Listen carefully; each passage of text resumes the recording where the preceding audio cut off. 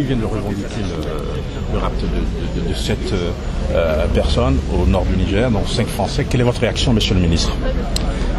Bon, d'abord, il y a une réalité, c'est que cette région a été frappée à 3 reprises par des prises d'otages. C'est donc un souci majeur de préoccupation, et la préoccupation doit entraîner la vigilance. Deuxième réflexion, nous supposions que Al-Qaïda Maghreb était directement impliqué. Ce n'était jusqu'alors qu'une supposition, et cela devient maintenant une confirmation qu'Al-Qaïda Maghreb est donc impliqué. Ce que nous ne savons pas à ce stade, c'est comment les ravisseurs ont opéré. Ont-ils opéré directement ou ont-ils sous-traité? Nous n'avons pas encore à ce stade la réponse. Troisième réflexion, ce que nous savons, c'est que les ravisseurs qui ont opéré donc au nord Niger et ont évolué et ont très vraisemblablement franchi la frontière pour être au Mali. Voilà. Alors, monsieur le ministre, qu'est-ce qui va se passer? On sait qu'il y a un dispositif sécuritaire français à Niamey.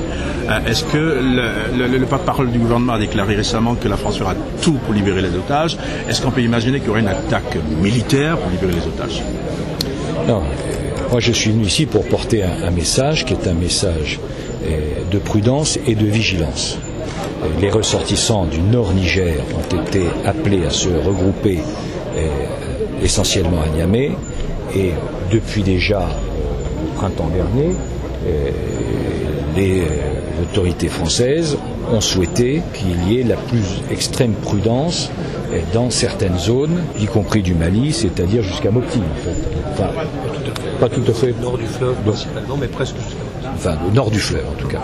Donc c'est un appel à la vigilance, c'est un appel à la prudence, c'est un appel à la prise de conscience. Pas d'intervention militaire pour le moment? Non.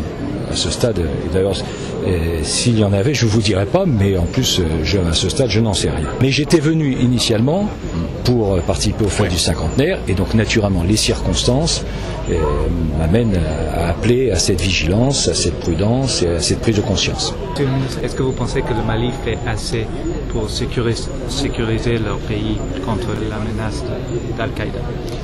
Le Mali est un pays auquel nous sommes liés, tant par l'histoire, l'amitié et même l'affection. Il y a des entretiens réguliers entre le président Mamadou Touré et le président Sarkozy. Je le verrai d'ailleurs peut-être moi-même demain. Je devais le rencontrer aujourd'hui, mais le décalage a empêché cet entretien avant cette rencontre. Mais nous faisons naturellement confiance aux autorités maliennes pour aider, encourager, et nous sommes dans le cadre d'un partenariat. Et est-ce que vous pensez que les intérêts de la France, par exemple, arrivent à leur travail au nord du Niger? Est-ce que c'est possible dans le futur? Est-ce que les intérêts de la France dans le nord du Mali, intérêts commerciaux, c'est possible dans le futur? Mais à ce stade, je vous redis simplement ce que j'ai déjà expliqué, c'est que nous appelons à la vigilance, à la prudence, et notamment nous avons déjà par le passé recommandé à ce qu'il n'y ait pas de touristes dans ces zones à risque.